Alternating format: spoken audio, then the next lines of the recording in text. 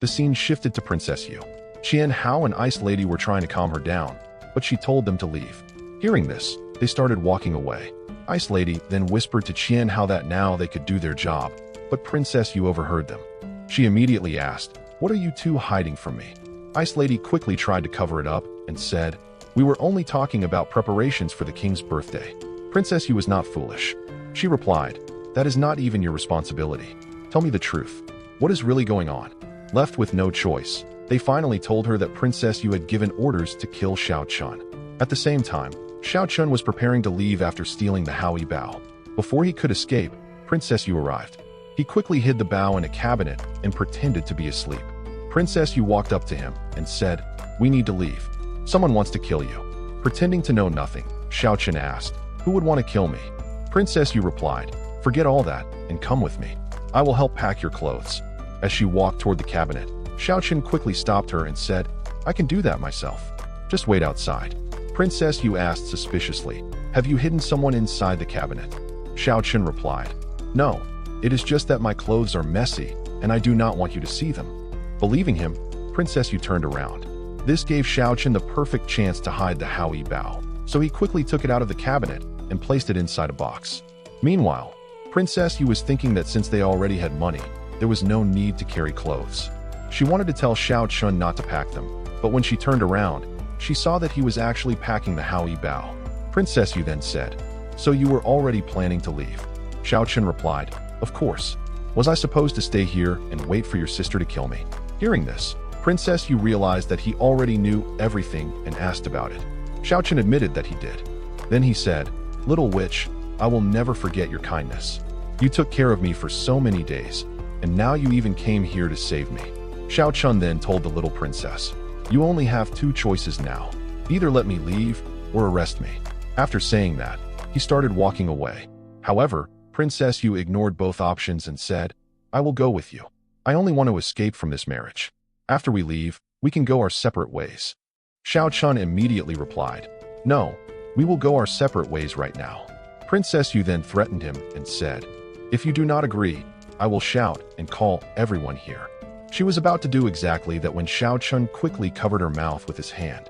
The scene then shifted to Princess Yu, where Hao Rui and Shu Shan had already arrived.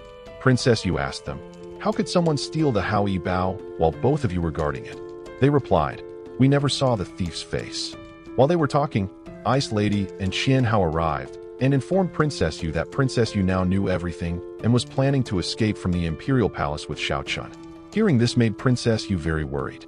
The scene then shifted back to Princess Yu and Xiao Chun. Princess Yu asked him, "Since you have become powerless, what is the point of taking the Howie Bao with you? You should leave it here." Xiao Chun replied, "If you keep arguing with me, then both of us will end up staying here along with the Howie Bao. So hurry up." Before they could leave, Ling Kong suddenly arrived with several of his followers. Princess Yu angrily asked him, "What are you doing here?" Ling Kong replied, "One of my informants told me that something suspicious was happening. Princess Yu, you were planning to run away with this thief who stole our Howie Bao." The little princess immediately replied, "This has nothing to do with you. What do you want? Do you expect me to stay here and marry you? I would rather give up my identity as a princess." Hearing these words hurt Ling Kong deeply. The people nearby also started whispering among themselves, saying that Ling Kong could no longer show his face in public because even his fiancée did not want to marry him. These comments enraged Ling Kong. He shouted, "Today I will kill this thief because he tried to steal our national treasure." After saying that, Ling Kong activated his powers. Using his spear, he launched an attack at Xiao Chun. Xiao Chun prepared himself to dodge the attack, but suddenly Princess Yu stepped in front of him. She used a shield barrier to stop the attack, but Ling Kong was far too powerful. His spear shattered the shield and was about to strike Xiao Chun. At the last moment, Princess Yu grabbed the spear with her bare hand, injuring herself in the process. Seeing this reminded Xiao Chun of a memory from the past when a girl had saved his life in exactly the same way. That girl was none other than Xiao Chun's lover. Princess Yu then used her powers and broke Ling Kong's spear. However, Ling Kong was not finished. He summoned his swallow dragon. Seeing it, Princess Yu told Xiao Chun, "This is a third-level dragon. I cannot stop it. You need to run away." The swallow dragon was about to attack Princess Yu when Xiao Chun finally used the Howie Bao. As a result, the swallow dragon was instantly killed. After killing Ling Kong's swallow dragon, Xiao Chun calmly walked away in an incredibly cool manner. Whether Xiao Chun will be able to escape from the Imperial Palace? Moving forward, at the beginning of the episode, we see that Princess Yu and Xiao Chun were just about to leave when the same old monster appeared in front of them and took the Hao Yi Bao from Xiao Chun. Princess Yu immediately tried to flatter her teacher and said, "Teacher, are you also going to stop us now? Are you on my side or theirs?" Old monster replied, "I came here to show you the way." Hearing this made Princess Yu very happy, but Xiao Chun did not want to go with him. Therefore, he started leaving while saying, "I do not need your help. I am leaving now." However, Old Monster was not going to let him go. He grabbed Xiao Chun and jumped off the bridge. Princess Yu and Dong Dong shouted, "Where are you taking Xiao Chun?" Princess Yu was already worried about Xiao Chun when Ling Kong arrived there. Because of this, Princess Yu wanted to run in the other direction, but Princess Yu appeared from that side as well. Princess Yu could not understand what she should do in this situation. Meanwhile, Old Monster had already reached the ground with Xiao Chun. He praised Xiao Chun and said, "We came down from thousands of feet high, but your internal breathing did not become disturbed." After hearing this, Xiao Chun said, "Master, may I know what you want from me?" Old Monster replied, "Come with me." After that, both of them entered the library pavilion. The scene then shifted to Dong Dong and Princess Yu, who were surrounded by people from both sides. Princess Yu asked Princess Yu, "Was it Xiao Chun who just used the Hao Yi Bao?" Princess Yu replied, "Of course. Who else could it have been?" Princess Yu then asked again, "Where is he now?" Princess Yu answered that Old Monster had taken him away. Princess Yu was actually very happy to know that Xiao Chun had recovered his powers. While she was thinking about this, Ling Kong said, "Xiao Chun committed a serious crime by stealing the Hao Yi Bao. Please give me permission to capture him." Princess Yu did not want the matter to become bigger, so she lied and said, "Xiao Chun did not steal the Hao Yi Bao. He only borrowed it from the God's Bao Hall." However, Ling Kong was not convinced. He asked, "If that is true, then what were the people in the God's Bao Hall searching for?" Elder Shu Shan stepped forward and said, "My magical staff went missing. We were only looking for that."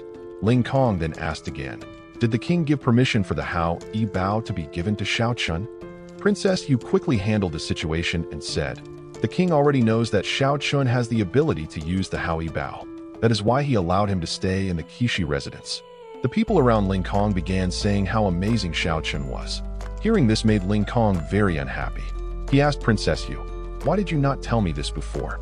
Princess Yu immediately replied, "Because Xiao Chun does not like showing off like some people who ride around on a dirty lizard." Ling Kong became furious and shouted, "Watch your mouth. That was not a lizard. It was a third-level dragon." Then Princess Yu replied, "I mean it was a dragon, because Xiao Chun already killed it." Hearing this, Princess Yu said, "Good. I am glad it died." Ling Kong then said, "How can you say that? It sacrificed itself for you. If it had not been there, Xiao Chun would have kidnapped you and taken you away." Princess Yu pretended not to know anything and asked, "Princess Yu, is that really what happened?" However, the little princess cleverly shifted all the blame onto Ling Kong and said, "Who told you I was running away? I only wanted to get a gift for father." Princess Yu then told everyone, "This matter has been resolved. You may all leave now." After that, the scene shifted back to Old Monster and Xiao Chun. Xiao Chun gave Old Monster the final page that he had translated. Old Monster then asked him, "Tell me, what is it that you want to know?" Before Xiao Chun could answer, Princess Yu, and Dong Dong arrived. As soon as Princess Yu came in, she asked Xiao Chun, "Old Monster did not trouble you, did he?" Xiao Chun replied, "No, nothing like that happened. I have been reading books here since morning." Seeing how much Princess Yu cared about Xiao Chun, Princess Yu asked them, "Are you two in a relationship?"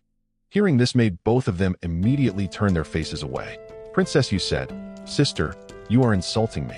That joke was really bad." Xiao Chun was also not going to stay silent after hearing this. He replied, "A relationship? With this little witch? Never. Even if she were the last girl in the world, I still would not be in a relationship with her." Princess Yu immediately replied, "As if you were lucky enough to get a princess." Xiao Chun then sarcastically answered, "Yes, I left that good luck for Ling Kong." After that, Xiao Chun laughed and said, "My lover is very beautiful." Hearing this, Princess Yu asked, "Where is she? What is her name?" Xiao Chun became sad and replied, "She is very far away now." Princess Yu then mocked him and said, "Yes. Who would want to stay with someone like you?" Princess Yu was already tired of their constant arguing, so she stopped them and said, "That is enough. Both of you be quiet." Then she turned to Xiao Chun and said, "From today onward, you will stay in the imperial palace. You will be given a high position, and thousands of people will work under you." However, Xiao Chun rejected her offer and said, "I only want to leave this place." Suddenly, Old Monster appeared from behind and grabbed Dong Dong. Xiao Chun knew very well that he could not defeat Old Monster right now, so he had no choice but to agree in order to save his brother Dong Dong. Old Monster used his powers to imprison Dong Dong. Princess Yu walked over to Old Monster and thanked him, saying, "If you had not arrived in time today, Xiao Chun would have escaped." Old Monster replied, "I stopped him because I have my own reasons, so there is no need to thank me." Later, Xiao Chun lay in his room thinking about how he could rescue Dong Dong, because Princess Yu had already taken the Hao Yibao away from him. While he was thinking about all this, he received a note from Princess Yu. She asked him to meet her in front of Lady Natai's statue. Princess Yu had placed many restrictions on Princess Yu, and Ice Lady and Qian Hao were always watching her so that she could not run away again. When Xiao Chun arrived, Princess Yu said, "I have a great plan that will solve both of our problems." Xiao Chun was already certain that Princess Yu was about to say something foolish, and he was right when she said, "You should marry me." Hearing this, Xiao Chun replied, "Have you lost your mind? Little witch, what kind of nonsense are you talking about?" Princess Yu then said, "Stop overacting. It will only be a fake marriage. Tomorrow is father's birthday party, and many people will attend." In front of everyone, she wanted him to say that he loved Princess Yu and wanted to marry her. She believed that father might agree to their marriage, and then she would not have to marry Ling Kong. Xiao Chun immediately told her that he was not going to do anything like that. Princess Yu replied that this was the only way to get out of the situation and that he had to do it. After saying that, Princess Yu left. The scene then shifted to Ling Kong, whose father had arranged an even better dragon than the Swallow Sky Dragon for him. Ling Kong asked his father where it came from, and his father replied that a friend had given it to him and that the friend would soon arrive there as well. The people Ling Kong's father was talking about were about to reach Ping'an City, and they had very large and fierce dragons with them. The next morning, everyone had gathered for the king's birthday celebration. The man wearing a yellow dress and a mask was none other than Jia, whom we already know had attacked Princess Yu before. Seeing Xiao Chun, Jia said, "So this young man is here too." Xiao Chun also found the two newcomers suspicious and asked Princess Yu who they were. Princess Yu explained that they had come from Tianyi State. The fat man who kept eating was named Jia, while the thin one was named Neru. Dongchu Continent's Nong State was a vassal state. To make it easier to understand, a vassal state handled its own internal matters while another state remained dominant over it. After hearing all of this, Xiao Chun said that the fat Jia looked strangely familiar. Princess Yu asked what he meant, and Xiao Chun teased her again by saying that such things would not fit into her tiny brain and that she should not think about it.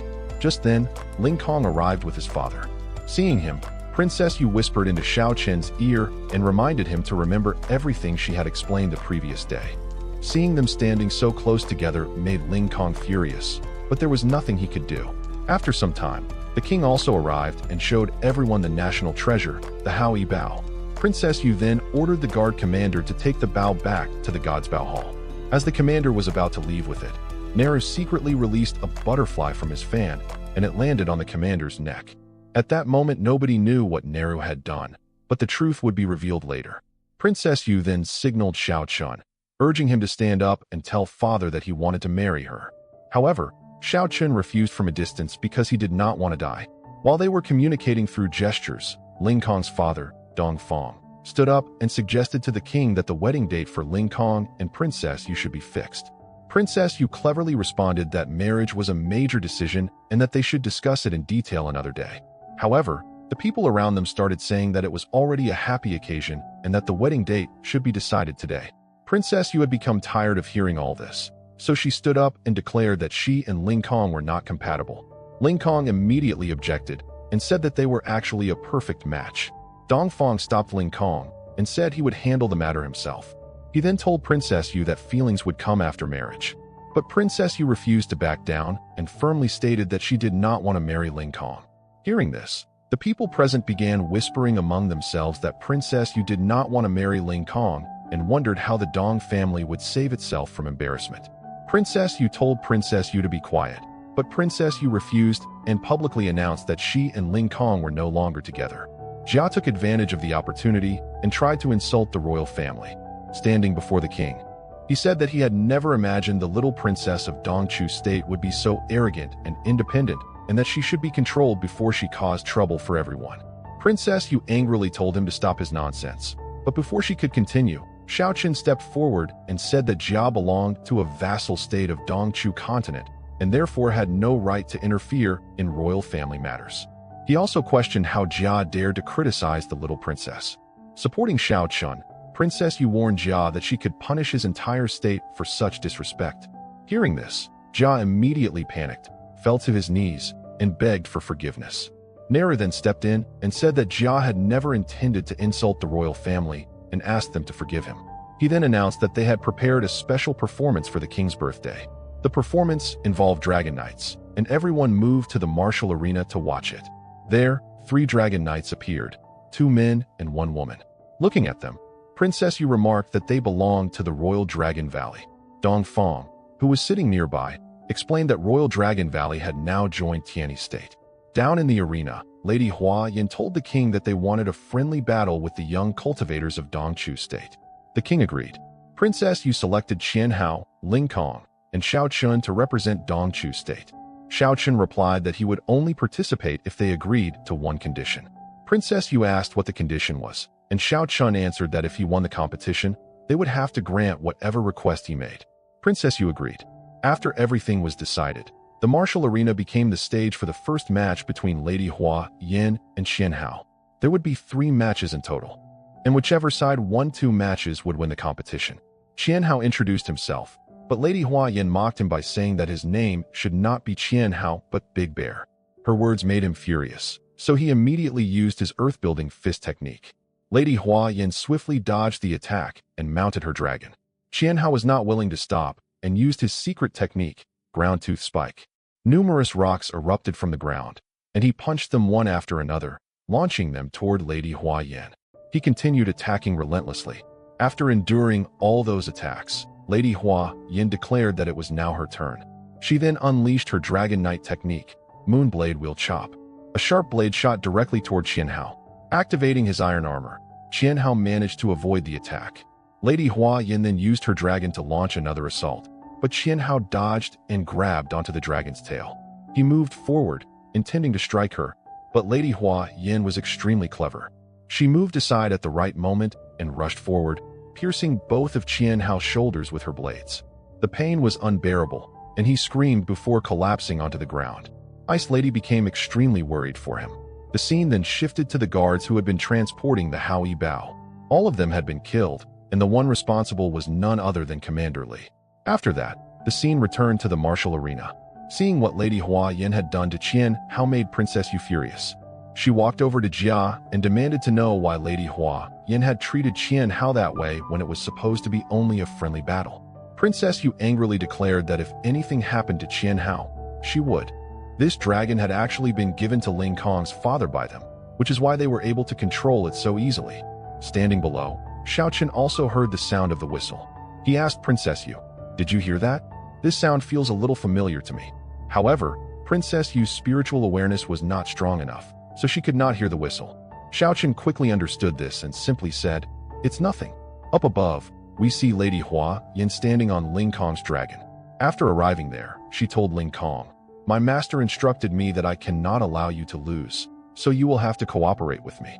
Ling Kong agreed. As soon as the smoke cleared, everyone saw that both of them had placed their weapons against each other's necks, which resulted in the match ending in a draw. Jia immediately started acting and said, "Like father, like son. Ling Kong is truly talented." Then Jia walked up to the king and said, "Your Majesty, you must honor your words. We have already won one match, and this match ended in a draw. Now only the final round remains." Jia believed that they would win the final round as well.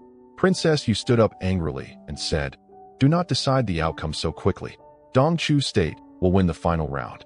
Jia sarcastically replied, "You have already lost 2 matches, so why do you think you can win the 3rd one?" Princess Yu pointed toward Xiao Chun and said, "Because of him." She then started praising Xiao Chun endlessly, saying that he was extremely powerful, that he could easily use the Haoyi Bao, and that his martial arts were also excellent. In her effort to put Jia down, Princess Yu practically built a mountain of praise around Xiao Chun. Since she had praised him so much, losing was no longer an option for him. Xiao Chun then turned to Princess Yu and asked for the Haoyi Bao. However, Princess Yu could not give it to him because she did not have it. Instead, she refused and said, "There is no need to bring the Haoyi Bao into such a small match. Besides, I am the third contestant myself." Hearing this, the people around them immediately started discussing among themselves, wondering if the elder princess was really going to fight personally. After hearing their reactions, Xiao Chen stepped forward and said, "The king selected me to fight, so I will be the one who goes." After saying that, he was about to jump down into the arena, but when he looked at the height, he suddenly stopped and said, "That's really high." Then, instead of jumping, he simply walked down using the stairs. Watching his behavior, Princess Yu commented, "Why are you trying so hard to act brave?" Xiao Chen ignored her and continued on his way. Standing in the arena, Lady Hua Yin was eagerly waiting for him. As soon as she saw Xiao Chun, she said, "You are very handsome." Just then, Dongfang shouted from behind, "Finish this boy quickly. I'm hungry." Hearing that, Lady Hua Yin laughed and said, "That glutton only knows how to eat." She then looked at Xiao Chun and said, "At first, I thought I would play with you for a while, but now I need to end this fight as quickly as possible. With that tiny physique of yours, I wonder how many of my slashes you can survive." Princess Yu was extremely worried about Xiao Chun and thought to herself that this fool should have at least brought a weapon with him. Lady Hua Yin, on the other hand, considered Xiao Chun no better than trash.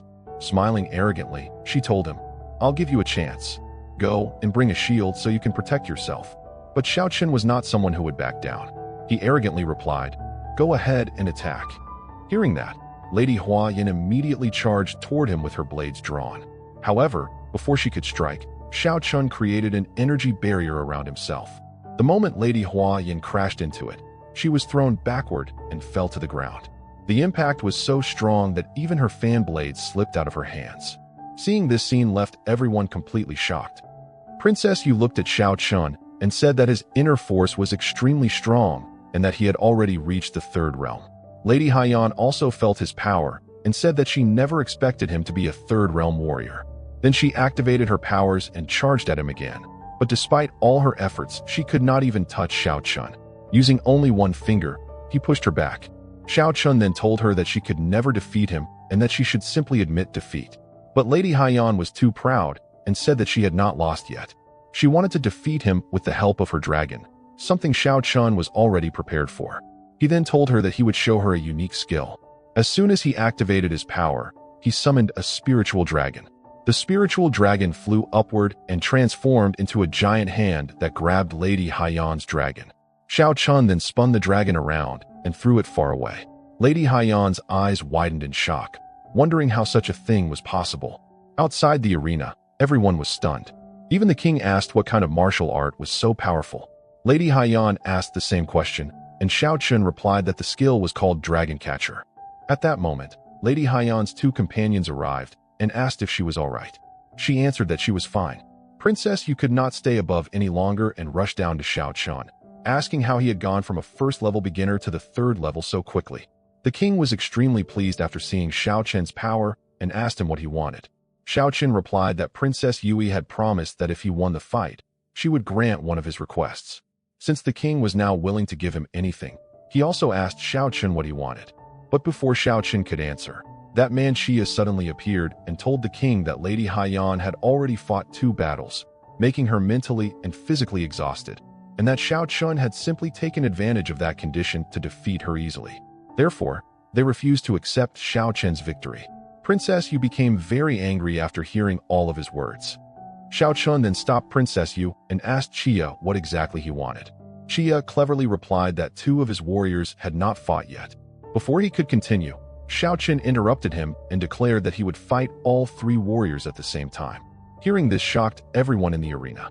Princess Yu became worried and asked if he had gone crazy because he was jumping straight into a pit of death.